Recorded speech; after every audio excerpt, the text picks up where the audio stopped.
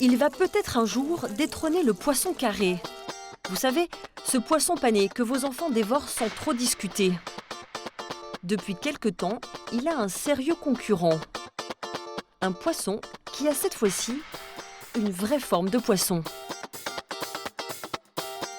C'est un peu devenu la vedette des cantines scolaires, comme ici, près de Blois, dans la petite ville d'Orchez. Allez, on peut entrer. Bonjour. Estelle, la cantinière, met un point d'honneur à proposer des repas sains et équilibrés aux 60 élèves. Au menu ce jour-là, des betteraves en entrée. Vous servez du même côté pour l'instant. Et ce poisson blanc, chouchou des enfants. Un poisson en filet, sans aucune arête.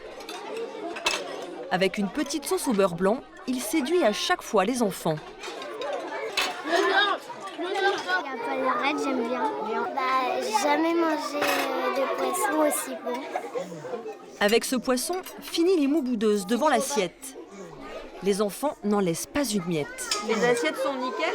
Ah oui, vous voyez, là, on jette rien. Hein. Des assiettes vides, le rêve pour toute cuisinière. Et ce rêve a un nom, en latin un peu savant, Oreochromis. Mais aussi, plus simplement, on l'appelle le tilapia. Un poisson qui ne vous est pas encore très familier. Est-ce que vous connaissez le tilapia? Qui ça? Le tilapia. L'utilapia. Un produit pharmaceutique, une céréale. C'est un poisson d'élevage. Pas exactement la même chose. Le tilapia, un poisson élevé en eau douce. Son énorme avantage, son prix, l'un des plus bas du marché.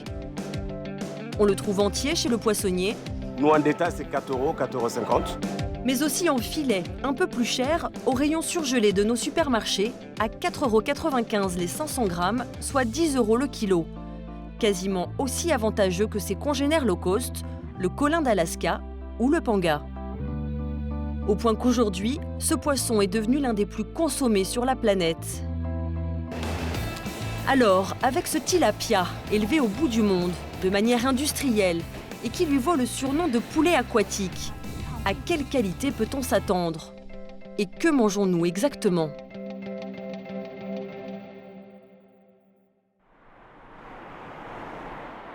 Le paradoxe avec ce poisson, c'est qu'il doit une partie de son succès à son manque de saveur. À Angers, Karine et Christophe, un couple de restaurateurs, le mettent pourtant régulièrement à la carte. En plat, tilapia, donc filet de tilapia. Avec sa sauce tomatée et sa semoule. Ok. Voilà. Du tilapia affiché à un prix très abordable, 10,20 € en plat du jour. Donc je propose l'ardoise. Un tarif rarement vu pour du poisson à la carte d'un restaurant. En cuisine, Christophe reçoit ses tilapias en filets surgelés et les décongèle pour le service. Donc voilà, en fait, ça se présente comme ça. Donc il se présente en filet. Ça fait environ 120-130 grammes pièce. Donc c'est vraiment un poisson à chair blanche. Il y a une petite réduction qui est faite à la cuisson. Donc on en met en général 1,5 pour que ça donne un petit peu de volume à l'assiette.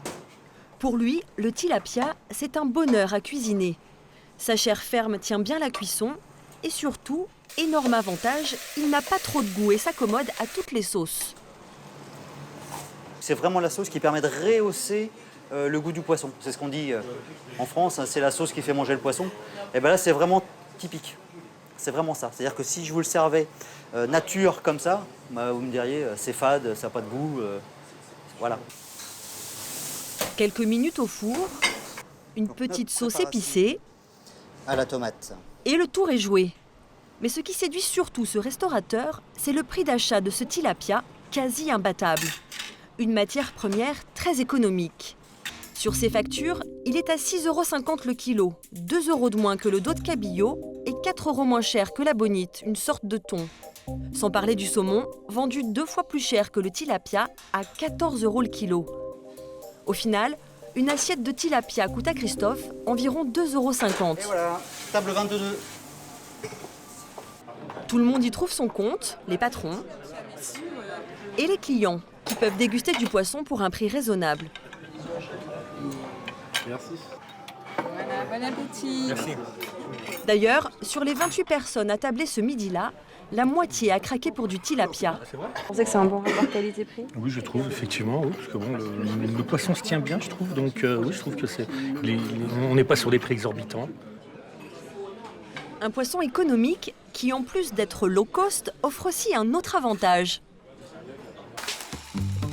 À Paris, Béatrice de Rénal est nutritionniste. Tilapia. Nous lui avons apporté du tilapia, mais aussi d'autres poissons plus chers, comme du cabillaud ou du saumon, pour les comparer. Certes, le tilapia est un poisson maigre, sans beaucoup de matière grasse. Du coup, il est pauvre en oméga 3, ces acides gras excellents qui protégeraient des maladies cardiovasculaires. Vous voyez la partie brune, qui est en fait une partie qui contient des lipides. Elle est très faible, donc pas d'oméga 3, par rapport à d'autres poissons qui pourraient être plus bruns, quoi. Plus brun et plus gras, comme dans les nervures du saumon, à 47 € le kilo, 4 fois plus cher que le tilapia. Malgré ça, notre poisson tire tout de même son épingle du jeu. Car contrairement aux idées reçues, comme beaucoup de poissons, le tilapia, moins cher qu'un morceau de viande, est aussi riche en protéines. Vous avez 17 à 18% de protéines là-dedans, à peu près exactement comme de la viande. Bon, donc voilà, vous avez une très bonne source de protéines. Et en plus, parmi tous ses congénères à chair blanche, comme le flétan noir ou le lieu jaune, tous plus chers, il offre le meilleur rapport qualité-prix. Oui, il y a un très bon rapport nutrition-prix par rapport à ça, par exemple, à un filet de loup de mer qui coûte 30 € le kilo, presque 3 fois plus cher, quoi. 3 fois plus cher pour le même apport nutritionnel. Alors, comment est-ce possible de produire un poisson aussi économique ? Avec le tilapia, on peut difficilement faire un poisson plus mondialisé. Son histoire commence en 4000 avant Jésus-Christ. Sur les bords du Nil, les Égyptiens en faisaient déjà l'élevage. Pendant longtemps, il reste surtout produit et consommé en Afrique.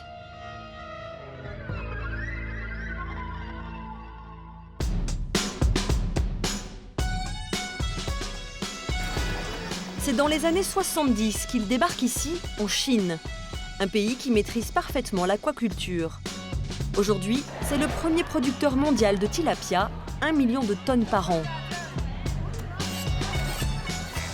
Sur les étals des poissonneries, il est vendu frais et entier, à des prix défiant toute concurrence, 1,20 € le kilo. Ici aussi, le tilapia est un poisson low cost. Ce sont surtout des personnes âgées et des jeunes avec de petits salaires qui achètent ce poisson. Pour eux, le tilapia est vraiment abordable. Oui, j'ai déjà mangé du tilapia, c'est très bon. Mais le tilapia, ce n'est pas seulement ces quelques poissons vendus sur les marchés. C'est surtout une production industrielle destinée à l'export. En Chine, une région s'en est même fait une spécialité. Au sud-est du pays, une île, Henan.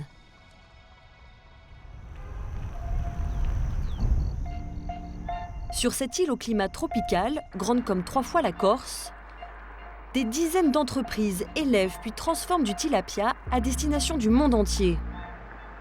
La plus importante d'entre elles, Tongwei, une des plus grosses sociétés privées en Chine, cotée en bourse.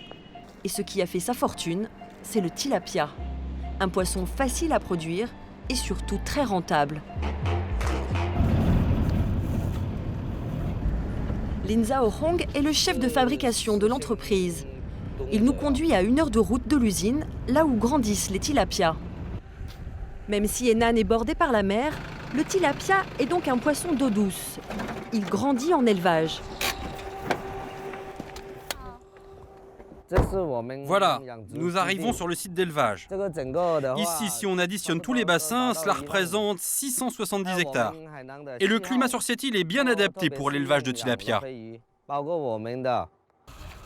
Chacun de ces immenses bassins contient plusieurs milliers de poissons. Une concentration qui n'est pas un problème, le tilapia a besoin de peu d'espace pour se reproduire. C'est un dur à cuire, il est très résistant aux maladies. Et en plus, question alimentation, ce poisson omnivore ne coûte pas cher à nourrir. Voici la nourriture que l'on donne à nos tilapias. Des graines dont la recette est confidentielle Lynn nous dévoile quelques ingrédients, du blé, du maïs, du sorgho, essentiellement des céréales, donc bien moins chères que les farines de poisson dont se nourrissent les saumons par exemple. La nourriture est fabriquée par notre groupe. Nous avons notre élevage et notre usine de transformation, donc au total, le coût de revient est très bas. Hé Along, viens m'aider à prendre le filet. Facile à élever, pas cher à nourrir, et avantage incomparable pour un industriel, le tilapia grossit vite, très vite. En quelques mois seulement, il est prêt à être vendu.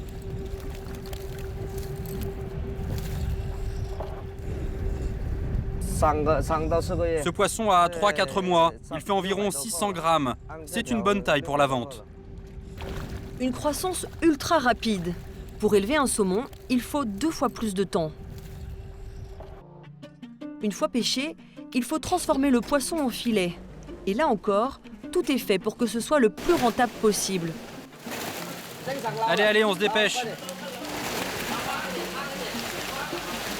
Ce jour-là, une commande importante est en cours de préparation pour l'exportation. Quand le camion arrive ici, en 20 minutes, on décharge 5 tonnes de tilapia.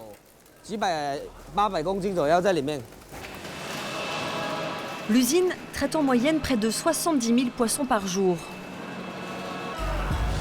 Plus de 800 ouvriers travaillent à la chaîne. Ici, la rationalisation est poussée à l'extrême. D'abord, chaque poisson est trié en fonction de sa taille, puis envoyé sur la chaîne de découpe. Ce sont les hommes qui lèvent les filets.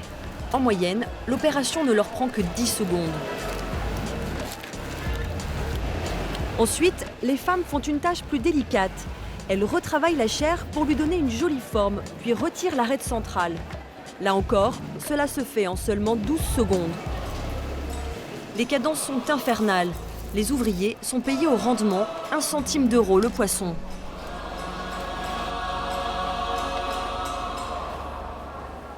Fais attention là, c'est mal coupé. Ils travaillent de midi à 22h et gagnent environ 2 € de l'heure. Le prix de la main-d'œuvre en Chine est bas, du coup ça ne nous revient pas cher. Une fois les filets levés et taillés, pour les conditionner, c'est très simple. Ils sont pesés, nettoyés, puis envoyés pour congélation. Les filets sont déposés sur une plaque d'acier et placés dans cet immense congélateur. Ils ressortent 40 minutes plus tard. La préparation des filets de poisson, de la première à la dernière étape, ça nous coûte 600 € pour produire 1 tonne de filets. 1 kilo de tilapia lui coûte donc 60 centimes d'euros à produire. Un tarif imbattable sur le marché. Résultat, ce poisson à faible coût est de plus en plus demandé partout dans le monde. Chez nous en Europe, mais aussi aux États-Unis où il est déjà l'un des premiers poissons consommés. Alors pour répondre à cette demande et fournir toujours davantage, les producteurs ne seraient-ils pas tentés de s'affranchir de certaines règles, notamment au niveau sanitaire ? Le chef de fabrication est très fier de nous montrer tous les certificats obtenus par son entreprise. Des documents censés prouver le respect des normes de production. Ça, c'est un label qui garantit les bonnes conditions de travail dans l'usine. Celui-là, c'est un certificat pour l'exportation vers les États-Unis. Par exemple, comme l'exige l'Europe, ces papiers, ce serait la garantie que l'entreprise n'utilise aucune hormone dans la reproduction des poissons et ne recourt aux antibiotiques que de façon mesurée. C'est très dur à obtenir et on doit le renouveler chaque année. Seules les usines classées A peuvent l'obtenir. Mais tout le problème en Chine, c'est la multitude de sous-traitants auxquels les usines peuvent parfois faire appel.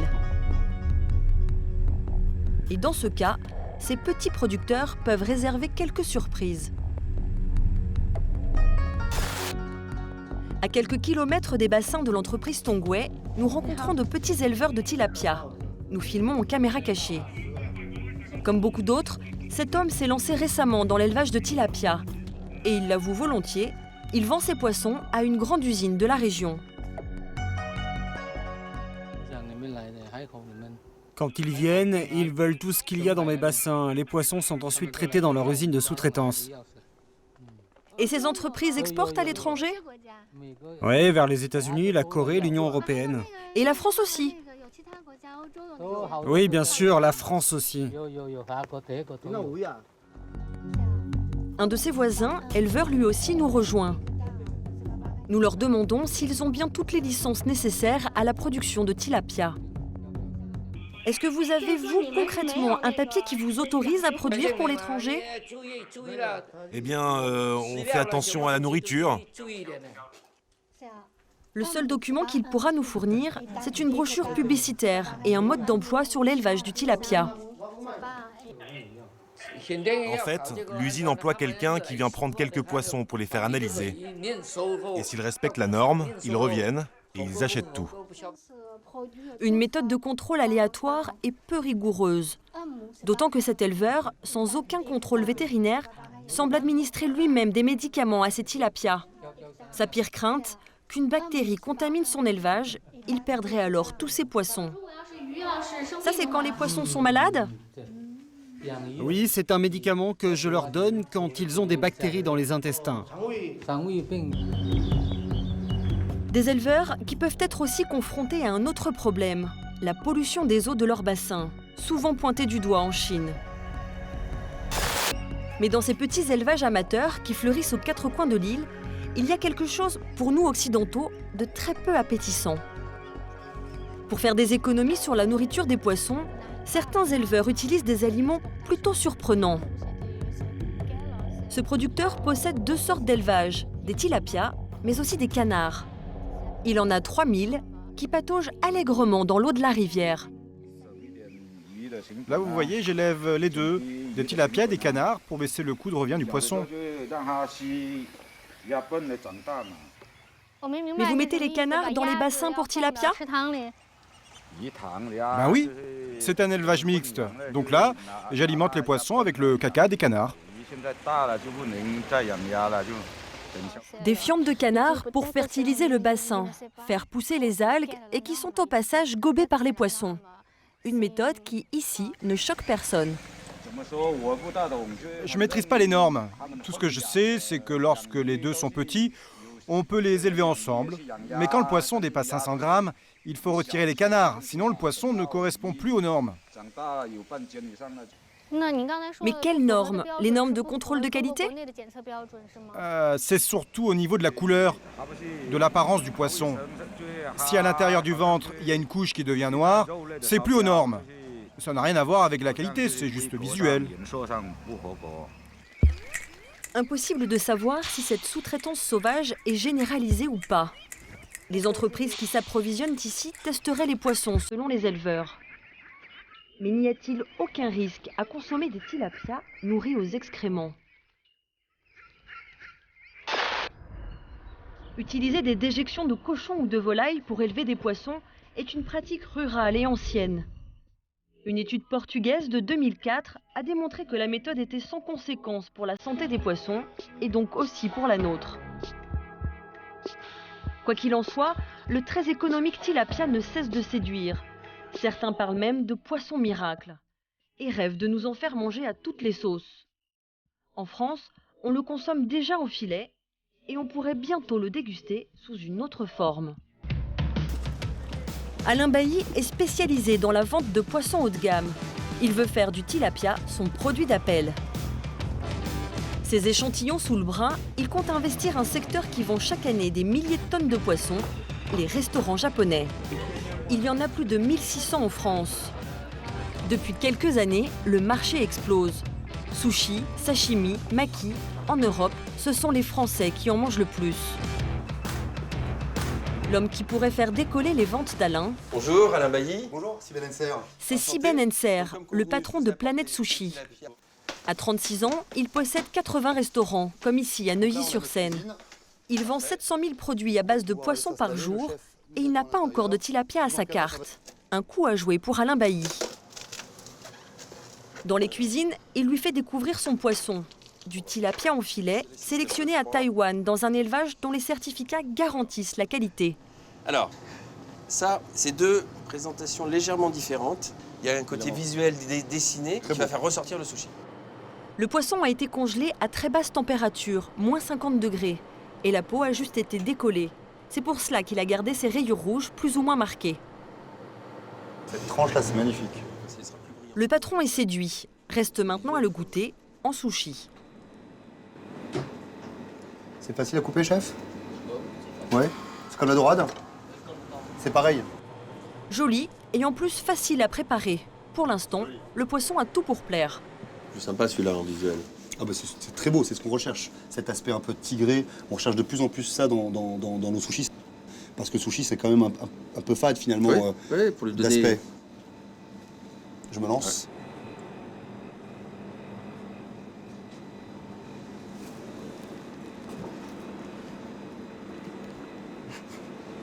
Ouais. Alors? Je trouve ça vraiment pas mal, très intéressant. La texture est bonne. La texture, il n'y a rien à dire. Siben Henser imagine déjà des recettes. Alain Bailly ne pouvait pas rêver mieux. Ça, je le vois en sashimi mariné, avec une petite sauce à base de ponzu et de yuzu. Même un mélange avec un saumon, je le vois bien en petit dé avec un saumon. Ça passera vraiment bien. Parfait, bonne nouvelle. Ce tilapia, conditionné spécialement pour les sushis, Siben Henser pourrait l'acheter à Alain Bailly autour de 12 € le kilo. Un maquis au tilapia qui remplacerait le maquis à la dorade. Vendu à moins de 4 €, ce produit serait l'un des moins chers de sa carte. Parfait, bon je vous retiens pas. Attention. En France, l'aventure du tilapia ne fait que commencer. Mais sur la planète, l'année dernière, près de 4 millions de tonnes de ce poisson ont été produites. À bientôt. Au revoir. C'est 2 fois plus qu'il y a 10 ans.